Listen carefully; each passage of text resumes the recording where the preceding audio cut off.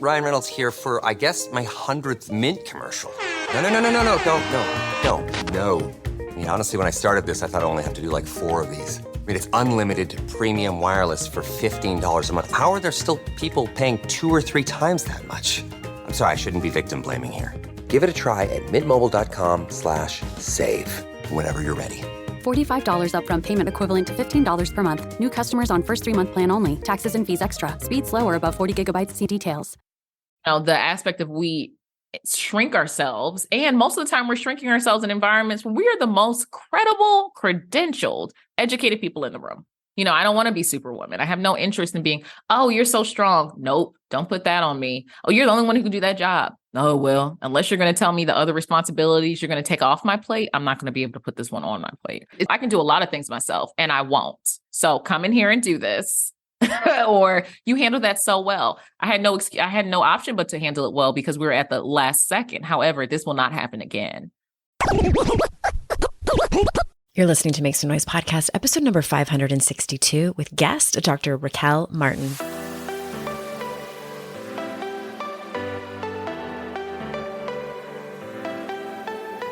Welcome to Make Some Noise podcast, your guide for strategies, tools, and insight to empower yourself.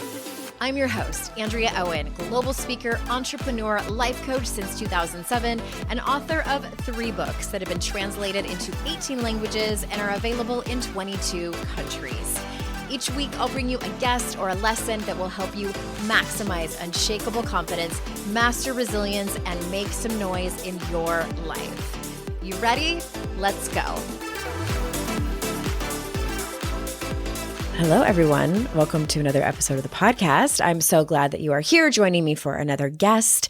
And on November 15th at 6 p.m. Eastern Time, I'm going live on TikTok. I know I already told you, but I have to repeat it. And I'm a Hey Andrea Owen on all of my social channels, but I spend the most of my time on Instagram and TikTok, and I've never gone live on TikTok before. So I'm excited. I think a lot of you listening at least have like dabbled in TikTok. Some of the lives over there just never cease to amaze me. The things that people are doing live on TikTok, very different than Instagram Live. But I am going to be doing like a AMA Q&A type of thing. And I'm happy to answer your questions there live, or if you can't make it live on November 15th, 6 p.m. Eastern, then either shoot me a DM on Instagram. I think TikTok is weird. I think I have to follow you back in order for me to see a DM from you. Or you can always email us, support@andreaowen.com, and ask me your question. I would love to do a little laser coaching there on TikTok Live. And you can also go on there and like hit the little reminder button if you go to my profile on TikTok to be notified when I go live. So I hope to see you there. Again, November 15th, 6 p.m. Eastern Time. Let's get into today's guest. I think I found her on TikTok. Speaking of the platform, or it may have been Instagram. She came across my feed somehow or another on some platform, and I love what she stands for, the work that she does in the world, and I can't wait for you to hear more about her. Dr. Raquel Martin is an experienced, licensed clinical psychologist, devoted professor, acclaimed researcher and scientist who believes deeply in the power of Black mental wealth, an affirming lifelong journey that encourages Black people to center mental health practices as integral and internationally linked to success and well-being. So without further ado, here is Dr. Raquel Martin.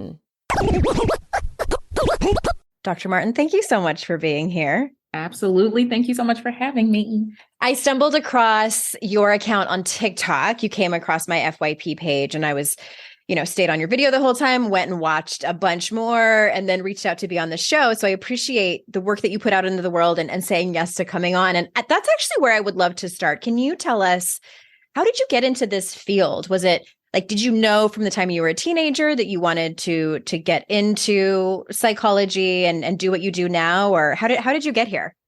So I actually, when I went to undergrad, I was going for like pre-med bio major. Okay. The courses were so boring. I was not entertained at all.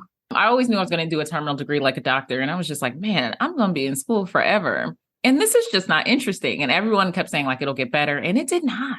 Okay. And then eventually I had my psychology course because I took it just to take it, to be honest. Like everyone's just like, oh, it fit into my schedule where I still got to have Tuesday, Thursday classes. So I can just chill Monday, Wednesday, Friday and still graduate and still have fun. And it was one of the few classes that I actually enjoyed. That and all of my like Black history courses. The professor talked a lot about the integration of psychology and social justice and public policy and advocating regarding social change in the community and decreasing, health disparities. And I was like, I would rather do that. Like you can do that in medicine as well, but I would rather do it in something that also interests me. And I just made sure I did an integration of the two. Like my second master's and my doctorate are also they're in medical and clinical psychology. So I just made sure I had an integration of both without being bored out of my mind for, the 20,000 years I'm in school. A long time. Pretty much. That's interesting. It almost sounds like it could have been a little bit of a divine intervention that sort of changed your path and made you see a different way. Yeah, because I was okay with bio, physio and anatomy was okay. But then we got to like chem and all those. And I was just like, ugh. That's hard. And some people actually were enjoying the classes. And I was just like, oh my gosh, like I cannot, do this for the next, you have 4 years of undergrad, then you have med school, then you have residency. And then I was going to do a fellowship for a specialty. And I was just like, I just can't do this. Yeah. Well, I have a very slightly similar story. I have my bachelor's degree in exercise physiology, and I considered going to medical school, but when I took both stats and organic chemistry, those were absolutely not. I'm done. Right. Done. And it's like, some people are like, it was difficult but like they still enjoyed it. I was like, it was difficult and, could have got the hang, but it was also boring. And I was just like, I can't have both. Like if it's difficult, it can't at least be boring. Like for my degree, it was very tough, but I was engaged and passionate about it. I was like, we got to have one or the other. We cannot have both. We can't check both boxes here for me. Especially since it's such a time commitment. Right? And financial commitment. And financial commitment as well. Scholarships. Yeah. Oh my gosh.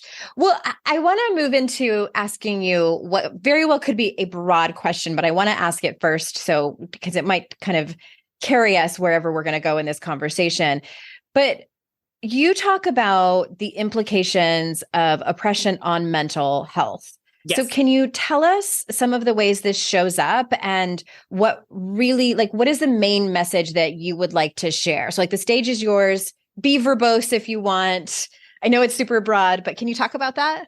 Yeah, definitely. So just the ideology and the hallmark of oppression overall is just the facts that you believe that one group is better than another group. And because of that should have power over that group, whether it comes to their choices or their options and things of that nature. And it very much has to do with ethnicity and gender. I will also say that I find the group that is significantly oppressed to be children. Interesting. Okay. Children, I would say Black people and people of the global majority, I would say women. And if you have those intersecting identities, it's even worse because there's so many individuals who feel as though they get to make decisions for you because the belief is that I know better than you, I'm smarter than you, I should be more powerful than you, so I get to make the choices, that's it. And it impacts your mental health because, well, one, it takes away different aspects of your freedom, especially for children, right? Like the most amazing thing about childhood is just being able to fall on your behind and get back up and learn who you are. So taking away choices is very difficult. And it also makes you feel like you have a sense of helplessness or hopelessness, which is always a risk factor. Mm-hmm. You don't feel like you can go forward. You don't feel like you have options within your life. And there are also many different levels of oppression because you have institutional oppression when it comes to being in certain environments, like education environments or work environments where you feel as though you have less of a voice and people are making decisions for you that aren't the best decisions. When I talk to my students about it in terms of institutional policies, sometimes I'll mention, if you're at work and there are goals that have to be met, the goal is every single person has to complete 10 units a week, right? Mm-hmm. And no one is meeting that goal. If no one is meeting the goal of 10 units a week, then the problem is not the employees. The problem is the goal, right? That's not an appropriate goal. That's data, right? Mm-hmm. These are metrics. That's why I'm always when I go do consultations, I'm like, what are the metrics? Because if you're saying everyone is missing the goal, it's time to move the goal a little bit closer, honey. It's a little too far. That makes no sense. That makes no sense. And the oppression comes from the aspect of I have no choice in this matter. I have to do this, sacrifice time and energy time with my family, energy with myself, risk burnout to make this goal that no one is making, right? So you feel oppressed because you feel like you have no option overall. A lot of times when it comes to gender, if you're talking about men or women or individuals who don't identify as men or women, it can be expectations placed on you, whether it comes to going to school or not going to school, staying in the home to work inside the home or work inside and outside of the home. Because I've never met a parent who makes the choice to stay home and work from home that is not working 10 times more. I actually, every time someone's like, oh, I'm a stay-at-home mom, I'm like, oh my gosh, do you need a nap? It's so hard. It's so hard. It's oh my goodness. I've done it. And I'd rather have a 9-to-5 job. I'd rather have a 9-to-5. So there's a separation, right? But whether you feel like you have no option regarding that matter. And sometimes I'll talk about the aspect of oppression in terms of the isms, like, or patriarchy, because patriarchy hurts men as well as women, right? We have this whole entire system that makes it so that you have to do everything. You cannot express your emotions. You have these expectations on women. And as a result, some women were pigeonholed, like, oh, well, I have to pay for everything. Well, patriarchy makes it so that I have less access to jobs, so that I make less money than you. So yes, the responsibility is on you. Don't like it? Dismantle the patriarchy. That's oppression, right? It doesn't only impact women. It doesn't only impact men. It impacts everyone the same way like racism impacts everyone. Yeah. So when I talk about it in terms of mental health and physical health and everything, having that aspect of burnout, having the way feeling like you have no options, that's the stomping grounds for the development of any kind of mental health issue, anxiety, depression, shame, guilt, all of that. And when I talk about that, a lot of times I discuss what I tell my students is like, or my patients is like the anger iceberg. I'm getting a little bit older because now I have to make sure, I have to do a disclaimer to my students. Like, do you guys know what the Titanic was? Or right. Like what? Do you know what the problem was with the iceberg? What are we doing? And they're like, yes, it sank because of the iceberg. I said, partially. Tell me more. Why did it sink? Because of the iceberg. Oh, well, they couldn't see what was below the water. Yes. Okay. You guys are rocking with me. I had a whole class that was like, I don't know what the heck this woman is talking about. She's clearly having an issue in front of us. Like someone can help. Isn't it like an ice cube floating on the wall? Yeah, top. But the issue was what was below the water. Right. And when I talk about oppression and I talk about the ways that it may manifest, I talk about the anger iceberg. Because what you see will always be the anger. Anger is typically a response to something. Right. But what's below the water can be shame and disgust and guilt and exhaustion, and it comes out as anger or frustration. Because a lot of times people don't realize that depression, very much you have to have a significant aspect of depressed mood for a certain amount of time. But for children, and for what I have learned, and adults as well, frustration tolerance, low frustration tolerance, and irritability is a synonym for that. So you may think you're not depressed because, I'm not skulking around all day. I'm like, yeah. You've been walking around with a bit of a funky attitude for months. Everyone's noticed it. Your sleep has changed. Eating has changed. All at the time period of the transition to this new work environment. It does sound like you're depressed to me. And mental health is a fingerprint. So it very much links in with your mental health and the way everything does, because the environments that we're oppressed in are most of the time places that we can't exit. Sometimes we can't leave our job. Even if we make an extra strategy, eventually there can be a countdown until you can leave. If you are living within a home and you can't afford to move somewhere else, which is happening a lot because things are really, really expensive, you have to deal with that oppressive environment. If you are I told my husband on maternity leave because it went way longer than it was supposed to. I was like, I feel like I am being oppressed in this home. I need to go to work. I cannot stay here. But there's no option, right? Like just the whole aspect of other people making decisions for you, losing that autonomy, feeling like you have no choice. That is a significant, I always say that is the stomping grounds, the breeding ground for just mental health difficulties overall. Wow. Thank you so much. There was so many things I want to grab onto and run with. But the first thing that you mentioned is that this is something I've never thought about in the conversation around depression, is that you said that children are often at the crux of that. And so can you say more of like what that actually looks like? Yes. I feel like as parents, as someone who I have 2 sons, I have 2 toddlers that run my life. And I often tell them that I would love to clock out. Boss, like, please, I really just need to nap. Also, as someone who specialized in family and traumatic stress and family therapy, completing my last couple of years at Hopkins, when you look at the way that children are treated, it's from an aspect of control. And a lot of times people think that they are helping their children through teaching them but really, they're really just wanting them to be obedient. Like when I start with family therapy, a lot of times I'll ask like, what's the issue? And a lot of times it'll be lack of listening or disrespect. And I'm like, okay, so how do you define respect? Right. Because a lot of times they will say, I want them to do what I say. Obedience is what that is. Yeah. And that's obedience. And I'm like, okay, so now I know where we're starting off from, right? Because respect is like an admiration for someone due to their abilities or their qualities or your relationship with them, you know, regard for their feelings. Obedience is what you're asking for. And I said, and typically I'm like, and that's why we're going to get to also the way that we rear your children, because you believe that you're disciplining, but what you're actually doing is punishing, right? And if we think about the difference, I always say when it comes to discipline, think of disciples, right? Like they were disciples because they wanted to learn from Jesus and learn his works and everything like that. Yeah, however, they were followers, basically. They were followers, right? And you're leading from this person, this omnipotent being who is leading by example and is teaching you things. But punishment is the aspect of like penalty. Is sent as like, you know, punitive by definition, retribution for an offense that you committed. That's not what you want when you're having this relationship with your children. It needs to be the aspect of, I often state, your children should be, you know, talking back to you. How are they going to learn critical thinking if they can't question their most salient relationship? Right. So the aspect of, I don't want to hear your voice. It's because I said so. The fact that you believe that, you know, you don't have an option and I'm just going to say what I need to say and you're going to do what I need to do. That's oppression. That would be oppression in any environment. Right. Having a conversation. Now, there are times when conversations are, you know, not going to happen until later. My son acted like he wanted to be go gadget runner or whatever in the parking lot. And I, you know, and I was just like, hold my hand, walk. And then when we got into the store, I'm like, listen, because, you know, this is not the time, honey. Listen, right. You know, safety. We can't be, you know, safety is always going to be the thing where I'm like, yeah, it's the hallmark of safety. However, is it safety to be like, well, why can't I go to this event? What's the issue? What's the concern? Why can't I wear this outfit? What's the issue? What's the concern? Are we coming at it from a different level?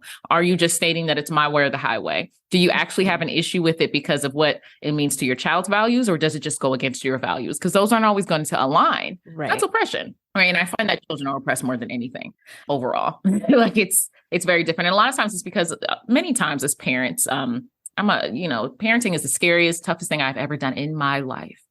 Hands down. And sometimes we parent out of fear during different situations. We can parent out of fear due to like gender related fear. And that comes a lot of times with children and girls, a lot with clothing and who's around and how late are you out. It can be due to like racism related stress and fear. Who is going to be at that event? Are there many people that look like you? Are you going to be judged unfairly? Do you have to wear your hair a certain way? It can be due to geographics and location. I live in Tennessee. We're dealing with a significant aspect of like pain and difficulties and legislation.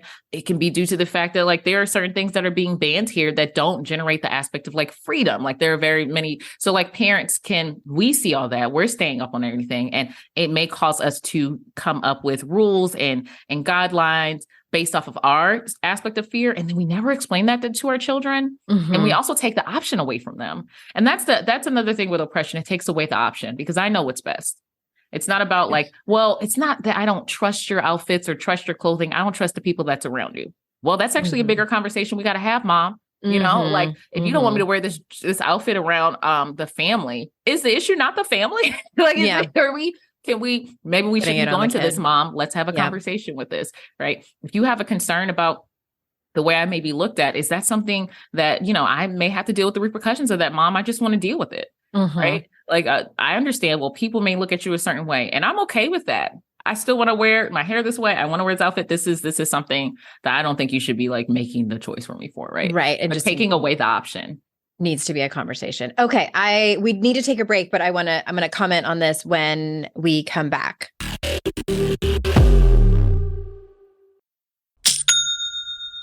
Shopify's already taken the cash register online, helping millions sell billions around the world. But did you know that Shopify can do the same thing at your retail store? Give your point of sale system a serious upgrade with Shopify.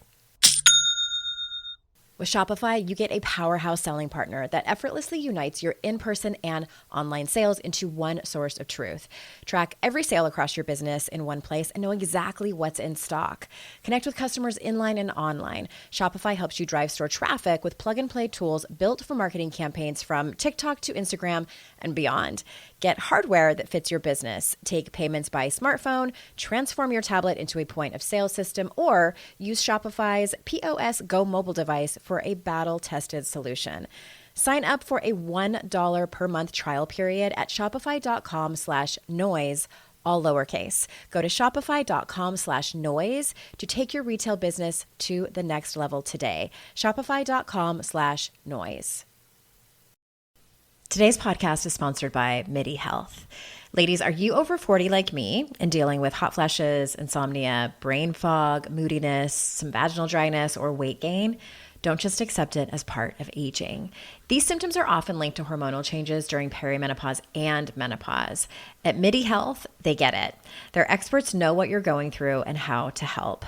MIDI clinicians are menopause specialists offering safe, effective, FDA-approved solutions. And guess what? MIDI care is covered by insurance. So stop pushing through it alone. Schedule a virtual visit and dive deep into your unique symptoms and health background. You'll walk away feeling heard and with a plan to start feeling better.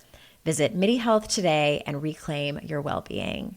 You deserve to feel great. Book your virtual visit today at joinmidi.com. That's joinmidi.com. joinmidi.com.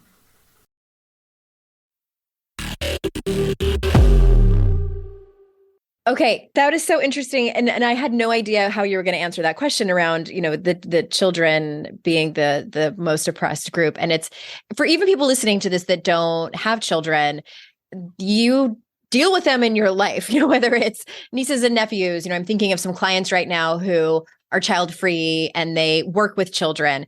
And I think for especially my generation, I'm a Gen Xer, like we were raised to understand that you listen to adults and they tell you what to do simply because they are adults. They are smarter than us. They are wiser than us because they are adults. And that was kind of the end of the conversation. But now that I have children and mine are teenagers now, they're 13 and 15. So I have some experience. It's been humbling for me to see and understand how much wiser they are than I give them credit for, just intuitively for themselves. And how much just ready they are for conversations that sometimes I might not be ready to have with them. That's my stuff. And I think that's a big deciding factor, right? I was just going to say, it's our stuff. And a lot of times it was our parents' stuff, right? Like having conversations about stuff that makes them uncomfortable because they don't feel as though it should be, questioned or come out of a child's mouth. And they can be pretty deep, intense questions. And it could also be because it's stuff that you never thought about. I had a patient who was going through this whole process with her hair due to racism in her child with their hair.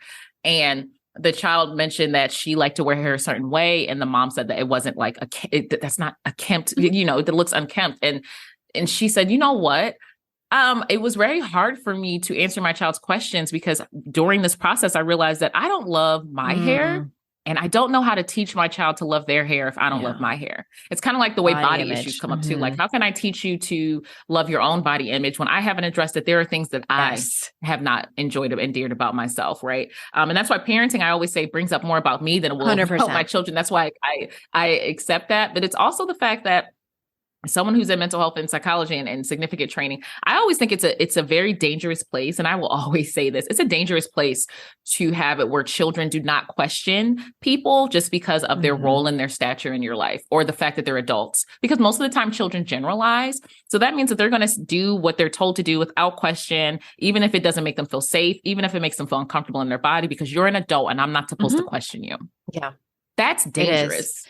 It is. And it's definitely, I think Generation Z, and I'm very much generalizing here, they are a different, They're a different breed than Gen X and even millennials. You know what topic really kicked this up for me is when my kids got to be around age 10, 11, and I'm realizing that they will not know a life other than really, my oldest was born the year that the smartphone came out. So that not only will they not know a life without the internet, they will not know a life without the smartphone. So this brings up a lot of things around sex and dating and things that they're going to be introduced to much younger than I was. So I realized I wanted to raise my children in a much more sex positive household than I was ever raised. So I knew this wasn't just about me. Like my jumping off point wasn't, okay, I need to learn how to have conversations with them about this. That came second. Like what came first is me looking at my own shame around sex and all of that, that I was fully participating in as a child, but never got to have the vulnerable and difficult conversation with my parents that I wish that I would have had. And I've changed that. And it has been so challenging, but also so freeing for myself. Yes. My colleague, Dr. Han Ren, we do an anti-racist and anti-oppressive framework course. And she was mentioning the fact that they went to Vegas and her family.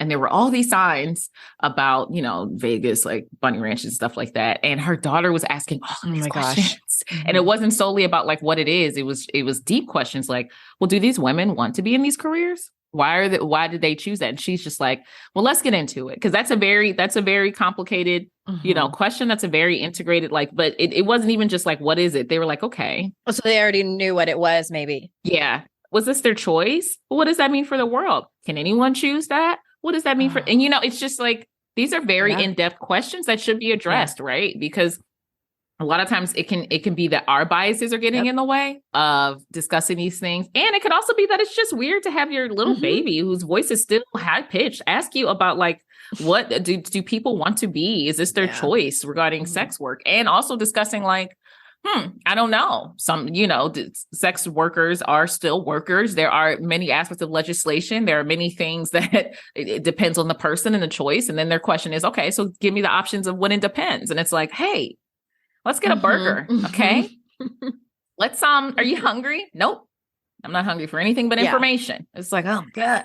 Like, so it's also, it brings a lot of that out. And I find that critical thinking. So I also, as a psychologist, also responsible for doing assessments. And there's different forms of reasonings in education. There's concrete, which is really learning facts and, your times tables and, when Columbus sailed the ocean blue and stuff like that. And then there's the fluid form of intelligence, which is more so the reasoning regarding you're bringing in every single aspect of information that you have, and then you're applying it to problem solving. And that is what children really need. Anyone can memorize facts. It takes a lot to take in information and challenge your mindset that you were brought up with to see if it's still appropriate, to see if there are other options for this. It takes so much more to do that. And it starts with questions. It starts with normalizing questions and having those tough conversations and even getting comfortable with stating, I don't know the answer, but let's find out. Or this is the answer now, but it may change, right? Like that's where true intellect is for me. And a lot of times people, parents, individuals have issues with like mistakes or they don't want to be wrong. And I always say, like, you don't hold your value in being right. You hold your value in, you can have a value of like the pursuit of education and respecting people and respecting their humanity, because I would trust someone who admits to being right. Who admits to being wrong way before I trust someone who says they're right all the time. I would be like, are you? That seems suspicious. That's like that person who's like, every person I ever broke up with, she went crazy. Oh yeah. No, that's a red flag. The common denominator is you though. Yeah. So maybe, you know what? Thanks for the drink. This has been fun. I think, I think that's it for me. But I think when I talk to parents, one of the things I talk about with problem solving and salience is really something as simple as apologizing to your children. I do that. To normalize the fact that like I make mistakes too. Adults make mistakes too. It's okay to make mistakes. It's okay to have an apology, to state what I am apologizing for, to state how I'm going to change this behavior in the future. Because so many times when it comes to perfectionism or anxiety, it's a fear. It's a fear of doing something wrong or making mistakes or not meeting that guideline. And imagine if we had so many children that were like, oh yeah, I'm going to try this no matter what. It's not only about getting an A. It's not only about doing stuff that I'm great at. It's about doing stuff that I enjoy. I may suck at it, but I still do it. I'm terrible at bowling. Terrible. It's not as easy as it looks. I was on the bowling team in 7th grade. Okay. We were the slick chicks. That's such a cute name. My bowling ball and the gutter are going to be best friends anytime I play the game. But I enjoy playing it, right? Yeah. Like I enjoy the vibe. Imagine if I just didn't do something just because I couldn't like monetize it or I couldn't be perfect at it. And you're not going to be perfect at everything. So you apologize, you normalize mistakes, and you praise effort because it's like, well, you're not going to be great at everything. My mom, she never really got mad at certain grades. She got mad if she really got mad. She was like, was this your best effort?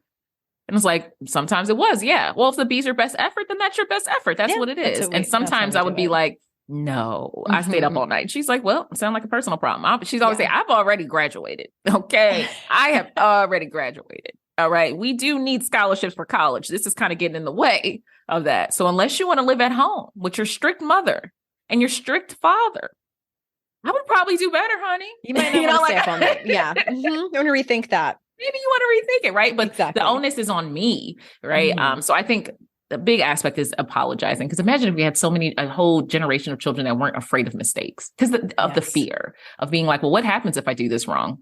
Well, you do it wrong. Well, it might be an issue. It may be an issue, and I'll address that when it comes to it because I feel like I have the ability to do that. I'm not going to sacrifice my mental health for an inappropriate standard. Yeah. I mean, that's a good lesson for children and adults, 100%. I would love to switch gears and ask you about, you had a few social media posts where you talk about words that matter in conversation. So can you tell us, like, what are some of the phrases that you hear casually in everyday conversation that you would like people to stop using, or at least at the very least rethink them? A lot of them with mental health stuff. I was actually just discussing this the other day. We were going over diagnostic criteria for obsessive compulsive disorder. And a lot of times people will say, oh, I'm trying to straighten up, so I have OCD. Or I am just trying to be really organized, so I have OCD. And it's incredibly dismissive because OCD is a really significant mental health disorder, and it's difficult, just like any mental health disorder, when it comes to like having obsessions that lead to repetitive behaviors. Like obsessions are the excessive thoughts and behaviors are the compulsions. And you don't have to have both. Actually, a lot of people don't realize that you can have obsessions or compulsions. However, it's very difficult for individuals with that to not be able to do this repetitive motion to the point where they miss work or they can't leave the house or they, have to do something their multiple friendships times. Struggle or can't go on dates. And it's a lot. So when people say stuff like that, like, oh, I have OCD. Or, oh, that person is bipolar. One. I was just about to say, oh, that person is bipolar. It's just really, it's rude and it's dismissive. And I think it invalidates individuals' experiences. And I take it very seriously because I work with these people who are just like, oh, they're saying that I was moody and that I was bipolar. And it's just like, well, there are so many significant aspects to, bipolar disorder that doesn't just have a hallmark of being moody. It also negates the experience of individuals who are actively doing the work daily, weekly, monthly to ensure that they're able to function in a society that doesn't often support them. Because I feel the same way about individuals who, I really don't like the term neurodivergent personally or, atypical, because it really makes it seem as though you have normal and then you have everyone else. A variation. And the issue, the variation. And the issue isn't the fact that people think and learn differently. The issue is that we don't have the resources for people who think and learn differently. Right. Because have you ever had anyone be told that they were atypical for wearing glasses? You see differently. But it's, but it's normalized, right? Like every time someone says that, I'm like, do you wear glasses? You get LASIK? Do you actually see like a unicorn? Because I only know one person who can. Or people with red hair. And it's like, it's okay because it's normalized. And so many times I think when we use those terms, it's just inappropriate. I also hate the term colorblind because it puts the wrong emphasis on things. It's like, well, to be colorblind, it makes it seem like there's an issue. One, color isn't the issue majority of the time. Racism is the issue, not even race, racism. And two, if you don't see someone's color, if you don't see their heritage, you're negating a significant aspect of them. It makes it seem like there's an issue.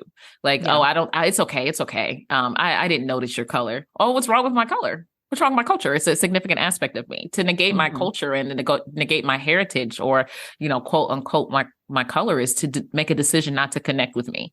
Yeah. Do you have a suggestion for that people can use if they have a coworker or something? Like, let's use the example around somebody saying like, "Oh, my mother-in-law is coming over and she can tend to be a little bit bipolar, so it's just hard when she visits for the weekend." Do you have a suggestion of what someone can say that's points it out in the moment, but doesn't cause that isn't shaming or that doesn't cause a riff? You can just say they're moody. I mean, people are just moody, and bipolar disorder is so much more than mood. My mother-in-law, unless she's in the room, and honestly, if she's in the room, she knows she's moody. Yeah, right? My mother-in-law, sometimes she can be kind of moody, or she has difficult with transitions, and she's coming from out of town, so she may be short during conversation. Don't take it personally, or you can just not have the disclaimer, and you can just allow them to engage with the person and make their own notions about it. Because sometimes we put out these traits, and it really could just be the person interacts with you that way. They're interacting with your personality that way. So you may not even need to do a disclaimer. If they ask you about it later, be like, "Oh yeah, sometimes she can be moody." And that's just what it is. It shouldn't be what it is, because people should really put forth their best foot forward. But yeah, I know that people listening to this are trying to have more hard conversations and kind of call out, racist remarks or sexist remarks and things like that. And what I always tell them, I'm like, throw this podcast under the bus if you want to. Just say like, "Hey, I was listening to this podcast and there was a guest on talking about words that we use and how it can be kind of dismissive sometimes for people who really do have bipolar disorder to use it like to talk about somebody's mood." So I don't know, just something I was thinking about. You say it like that. You can just say it like that. You can also say, like, if people are stating like racist remarks, like, what makes you think that is appropriate statement? Where did you come up with that preconceived notion? What made that come into your mind? You can also advocate in a realm like, "I think that is an inappropriate statement. Yeah. Here's why. I think that is a racist remark, and here's why. I think that your stereotype is a broad generalization of individuals. Yep. It's just like women act this way, men act this way, Black people act this way." Oh, that's funny. When people say that, I'm like, that's funny. I've actually never met every single man in the world. How did you have the time to do that and still make dinner? That's a lot. Aggressive. Sometimes right? It's okay. It's like, what? It's like you can't make these broad generalizations. And that's what stereotypes are. They're broad generalizations that are negatively biased, right? Like, where did that come from? Why do you think that's appropriate? It's like the difference between, I think a lot of people are talking about the difference between calling out versus calling in, right? Yeah.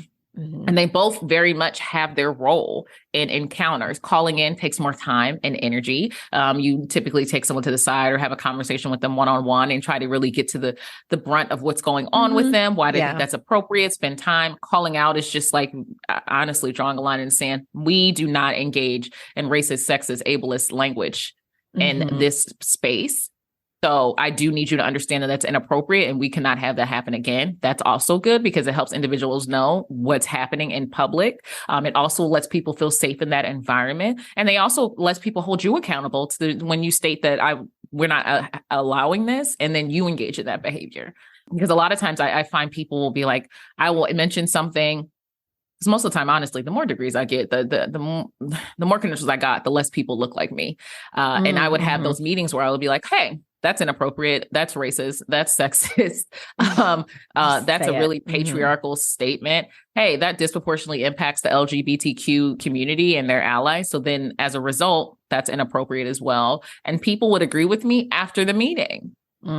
And that's ridiculous, because if you have a fear of advocating for people in that environment and work and school, that's actually the hallmark of an oppressive environment. Fear. Because someone has power over you and you feel like they may take that out on you. So if you have a difficulty speaking up, if you have concerns about speaking up in your environment, ask yourself why. And if it's because of people around you, if it's because of the hierarchy, you're likely in an oppressive environment. Yeah, which I think those exist still a lot in corporate America and beyond. Definitely. Well, let's take one more break. And when we get back, I want to ask you about a particular hashtag that I see you use a lot on social media. Okay. have definitely been in that place where my paycheck ran out before the next one got here. Life doesn't happen bi-weekly, so why should payday? The money you earn can be in your hands today with Earnin. Earnin is an app that gives you access to your pay as you work, up to $100 per day or up to $750 per pay period. Just download the Earnin app and verify your paycheck. Then access up to $100 a day as you work and leave an optional tip. Any money you access plus tips are automatically repaid from your next paycheck. You can use Earnin to pay for a girls' night out, a last-minute gift for a loved one, or even summer camp for the kids. Make Earnin a part of your financial routine and join Earnin's over 3.5 million customers who say things like, when I think about Earnin, I think about financial stability, security. It gives me a lot of peace of mind. Download Earnin today, spelled EARNIN in the Google Play or Apple App Store. When you download the Earnin app, type in noise under podcast when you sign up. It really, really helps the show.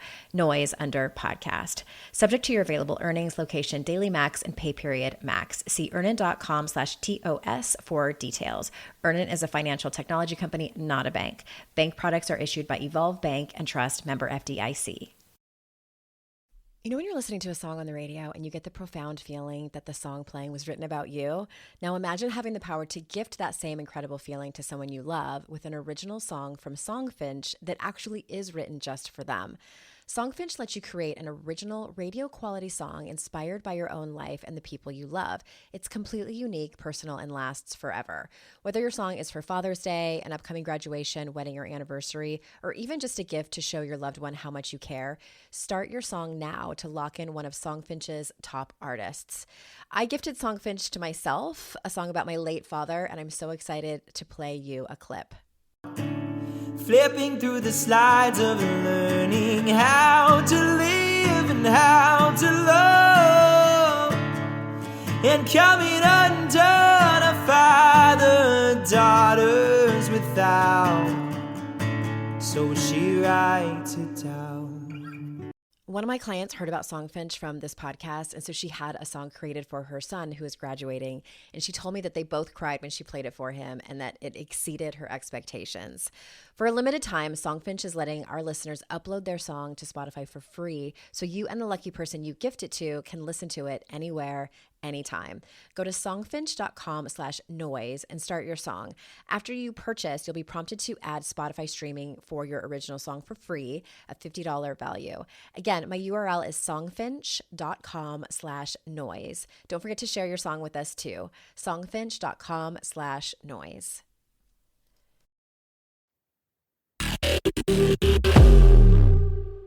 All right. You say the phrase no capes, and I think the hashtag is drop the cape. Is that correct? It's burn it.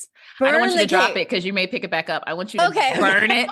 I want you to like stomp the embers to the ground. I want you to salt the earth. You will never get any aspect of that cape ever again. I want it gone. Don't put those ashes in an urn. No, nothing. Burn it, salt the ground, put some flowers over it. Get some, you know. And I think you might have been alluding to this a little bit earlier on in the podcast about what the cape actually is. But for the listeners, can you talk about what this is and why you want people to burn it? So many times I feel like disproportionately, one of my colleagues, Dr. Amber Thornton, she talks about default parenting a lot. And a lot of times the default parent is the woman, who is often seen as like, you know, your husband or your partner sitting right there next to you and your child walks up to you and says, I'm hungry. And it's like, oh, I'm sorry. Is this man sitting next to me invisible? Oh, no, my children will be in the room with their father and go seek me out to do something for them that their dad could do. And my husband will actually state like, hey, I can do this. I'm right here. My son, the oldest one, will say, that's okay. Mama will do it. Oof. It's absurd. Like my husband, he'll just look up and he's just like, I'm right here. Why didn't you ask me? No, Mama will do it. I want her to do it. The whole thing. So with that, there's also a significant amount of expectations on women and relationships. And it's a historical thing. It contributes to the whole aspect of patriarchy. So this isn't just for mothers. No. Well, I see moms wearing the cape significantly more. But I can also see women wearing the cape in corporate environments.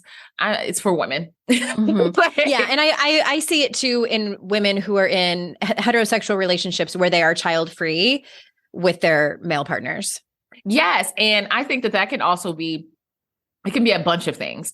It can be the aspect of there's so many expectations placed on the women that we take them within different aspects of our life, no matter what realm we're in. I had it in academia. I had it before I was a mother. I had it before I was a partner. I had it as a mother, as a partner. It could be me taking leadership roles at work when I really don't have the time or energy to do that, but it's expected of me. It could be me deciding to make dinner when I don't feel like it and no one else is going to make dinner. And I feel like it's my responsibility to provide this.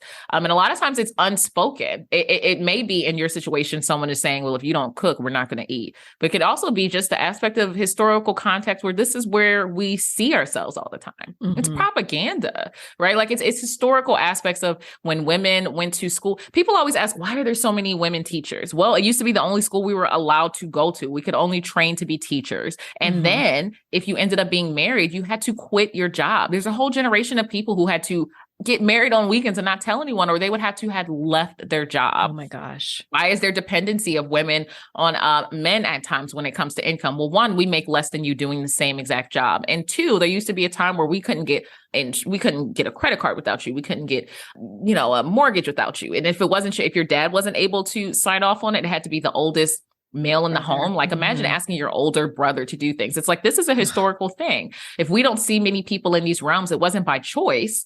It was just the option. So we're used to having more experience with one realm, like cooking and cleaning and stuff like that, than other people. It's also patriarchal because it's also like we got the energy and fixation on that. And then you have a generation of men who don't know how to do these things. And it's not because for lack of not wanting to know, it was never taught to them because they're like, oh, just get a wife and it'll be fine. It's just default. But they actually want to do that. So we take on these extra roles. We wear the superwoman cape, and the superwoman is a fallacy. It's a significant fallacy. And most of the time when I talk about it, a lot with like Black superwoman syndrome as well, specifically, it's because a lot of times to counteract the stereotypes against Black women when it came to being lazy and unintellectual, and also just on social programs, we take it above and beyond to counteract that. So we go the exact opposite route. We wear clothes that aren't comfortable for us because that's the status quo or professionalism. We wear our hair in a way that isn't genuine to us. We speak in a tone that's not appropriate. There's also the disproportionate aspect of men in our lives being incarcerated or having poor health issues. So we did, in fact, have to be on our own. So we did have to take on so many roles because we did have less support. In addition to the fact that although our bills are the same, we make less than other people. So we had to do more. So it's historically like an issue. And it makes it so that now we feel as though rest has to be earned, that we don't feel comfortable asking for support, that we feel as though we have the world on our shoulders. Because as a Black woman, when I walk into the room as like the psychologist in the room, a lot of times there's this whole aspect of I don't represent Raquel or Dr. Raquel Martin. I represent every single Black woman who may walk into this room. And if I do something wrong, then everyone's going to be judged, right? And that's a significant fear. So taking off the cape and burning it means I'm going to ask for help when I need it. I'm going to realize that I don't need to earn rest. I'm going to understand that self-care and self-preservation and self-love are not selfish. And that can be, if I want to cook, fine. We're going to defrost these vegetables. I'll cook, I'll cook the ground turkey, but everything else is going to get microwaved in a steam bag. Yep.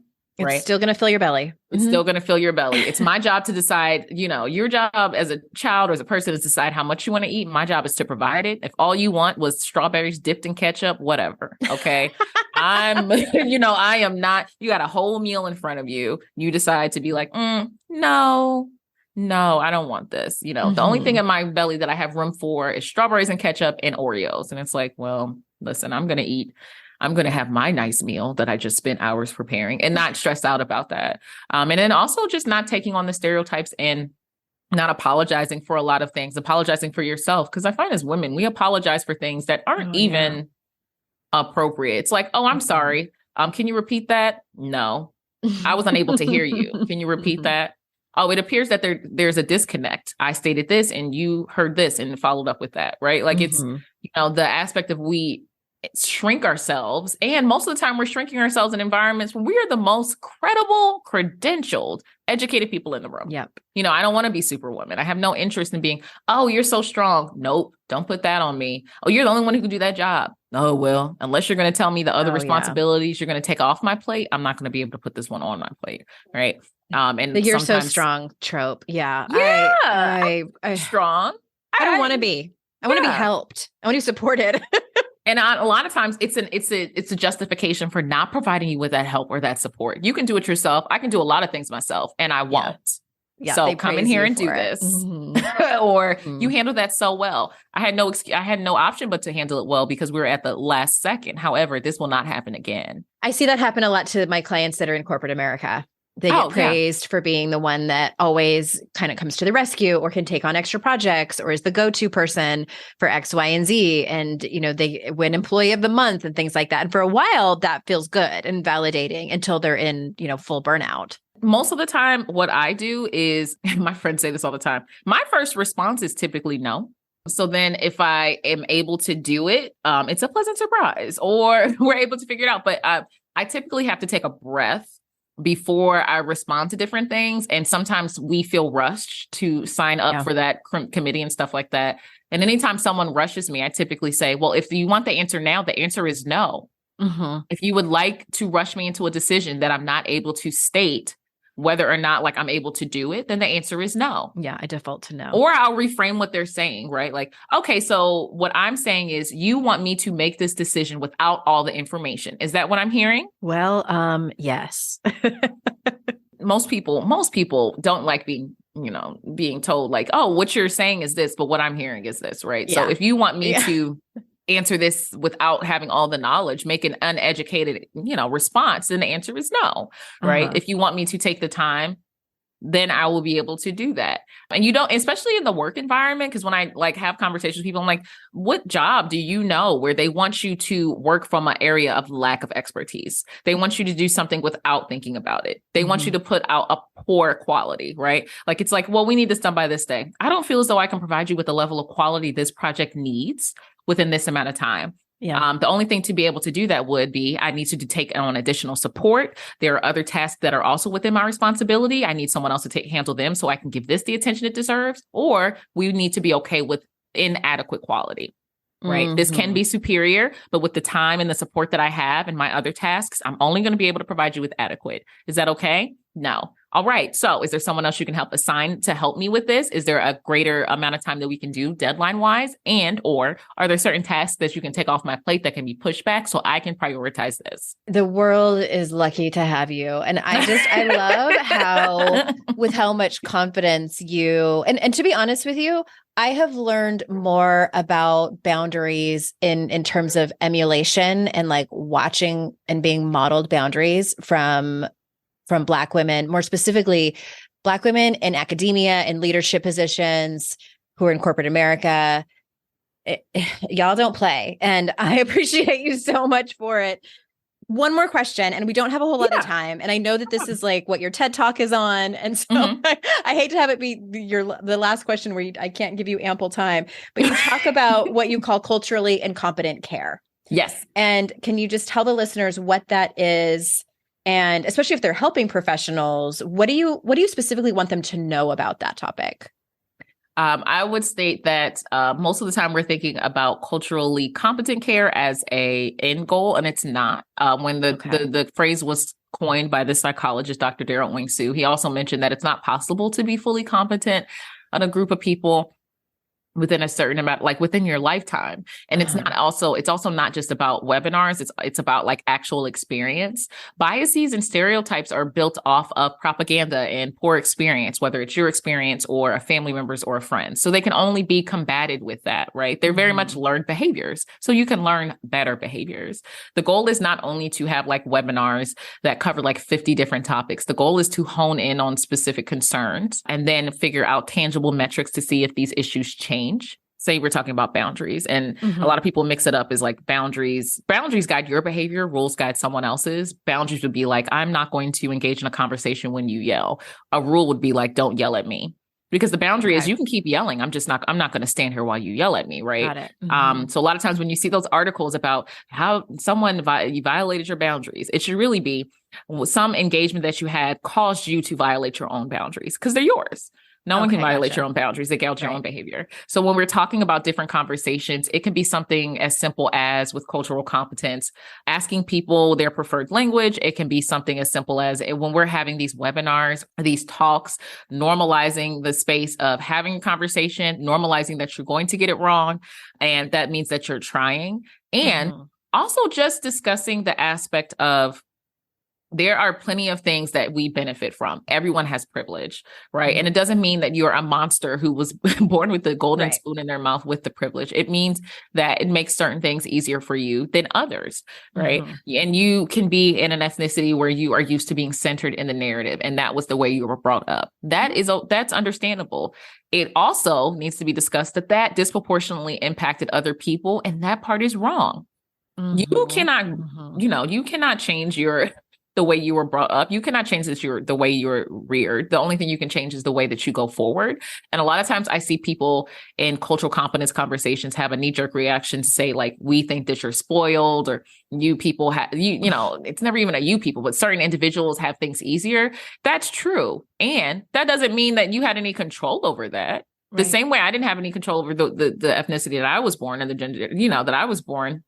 Actually, the sex that I was born into, you didn't have that choice either. What we're saying with these trainings is acknowledge the fact that you have a certain level of privilege, and let's see if you can advocate for other people, right? It's not only about virtue signaling, where you're stating that you support someone and you align with someone and then not, actually following up.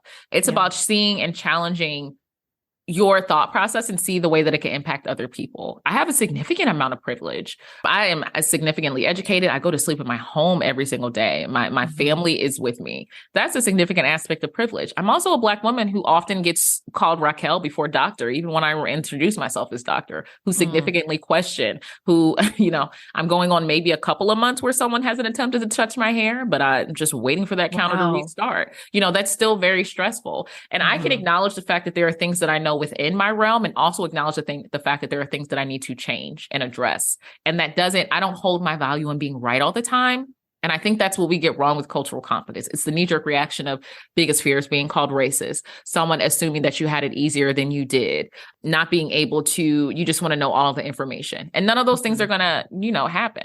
Right. There are things that I engage in that are the thought processes that automatically come in my head that are sexist. I'm a woman, but we're the result of our experiences. So you have to challenge that. A lot of times people will talk about biases and they think biases go directly to inappropriate encounters. And that's not the case. You have biases, and then in the middle, you have education and experiences, and that impacts your behaviors. So the only way to combat that is to have more experience with others. And it's not only about webinars. I really encourage people to engage with individuals in the way that they see fit, from podcasts to listening to fiction versus nonfiction things, to just engaging and digesting content that doesn't center you in the narrative, and see what it challenges within you. And don't expect everyone to educate you unless they are literally there to educate you. Their job. Yeah. Because we very much live in the information age, and it can be very stressful for individuals to be discussing something and then you center yourself in your pain. It doesn't make your pain any less real. That's very valid. It's very understandable. It's difficult to challenge these preconceived notions that were put in you your entire life. And now may not be the time. I also suggest people get additional help on their own to process that. There's nothing wrong with that. The only thing you're going to do is learn over time. But a lot of times with cultural competence, people have fear of being perceived incorrectly, and that's going to happen. I get perceived incorrectly. It happens all the time. But the only thing you can have is the humility to address it and discuss it and go forward from there. If you have a concern, if you have a fear about being wrong, that means you care. That means you care. Yeah. And we appreciate that. Just don't stay there. Yeah. Don't stay there. Educate yourself. I didn't know. Okay. Well, now you do. Educate yourself and go forth and prosper. And that's where we go from there. Okay. Thank you so much. And You're welcome. The TED Talk will be in the show description. And I know your website is raquelmartinphd.com, but where do you want people to go to learn more about you? Do you have resources on your site? Is that where you want to send people, or is it somewhere else? Well, definitely follow you on TikTok. Yeah, you you can follow me on TikTok. YouTube is where I'm putting my longer form mental health content. I'm about to do a series on toxic shame because we were talking a lot about it with parenting. So Instagram and TikTok are more so like my day-to-day life stuff, long form content, because anytime I post a video, they're like, we need more. And I'm like, you guys I look at the metrics. You look at 1 minute and 30 seconds. I saw that you were saying like, why isn't anybody following me on YouTube? You guys told me to do it and I did it. Nobody's no one's there. I'm like, guys, what happened? I thought we were cool. We were friends. So the longer form content I do on YouTube, because people are right. I can't do the information in 1 minute and 30 seconds and people will comment, well, technically there's nuance. There's always nuance. People and are you gray. talk fast, but it's a lot of information. Yeah. And I talk fast, and I say that too. I'm like, buckle up. I'm working on it. It's tough. It's so tough. Well, like academia will do that to you. It's so hard because we have, you have 50 minutes and then you have 10 minutes for questions. That's all you got. And I'm like, what? This is my dissertation. I did it. Words in. Yeah. My whole life. So yeah, YouTube is if you want to get more content regarding specific topics. A lot of times people will comment that they want to hear about whether it's recommendations or mental health things, or even just reviews on representations of mental health professionals on TV. I got a lot of requests for that. So I have to do a whole series about, there's this show called Imprisoned or Unprisoned. People are like, is this really how therapists are? Are they all really this? Like, she just has relationship issues. And I'm like, yeah, I really want you to, if you want to see me like take down the veil of like, I think sometimes people don't go to therapy because they think there's a hierarchy. We're humans too. So I try to have the humanity aspect. However, if you want more longer form videos, it's YouTube. If you want to see like my cute babies and me randomly cooking and me making cocktails when I know I shouldn't be, or me struggling to work out because, oh my goodness, why is this body this way? That's Instagram and TikTok. Okay, perfect. All those links will be in the show notes. Thank you so much for sharing your time with us. And listeners, I am so grateful that you're here. Your time is so incredibly valuable. I'm grateful that you spend it with me and my guests. And remember, it is our life's journey to make ourselves better humans and our life's responsibility to make the world a better place. Bye for now, everybody. Hey, did you know there's free secret podcast episodes waiting for you that are not part of my regular podcast feed? Yes. AndreaOwen.com/free. And you just sign up. You get a link sent to you. It's very secret. It's like a secret club. We don't have a secret handshake. Don't worry about that. But it's these motivating podcast episodes that I made for you. They're under 20 minutes each. There's 3 of them. They're for wherever you are in your life. So head on over there and grab them. They range from really supporting you and seeing you where you are and being compassionate, all the way to giving you a giant kick in your ass and telling you how amazing and gorgeous and phenomenal you are. So AndreaOwen.com/free and get your hands on that free podcast feed.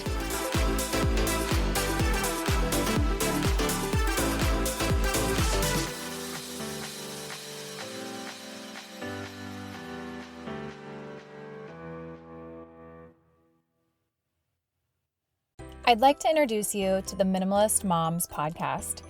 It's hard enough being a mom, and the last thing you need is stress from too much stuff and an overcrowded schedule. For too long, I lived with the mindset that bigger was better, and the more I added to my life, instead of feeling better, I felt overwhelmed. It was time for a radical new mindset. Less is more. I'm not into extremes. I didn't throw everything away. My brand of minimalism is more about adding than subtracting. Get rid of the excess to make room for what you love. In other words, it's about living life with purpose. I hope you'll listen in, and my guest and myself can inspire you to think more and do with less. The Minimalist Moms podcast, available wherever you listen to podcasts.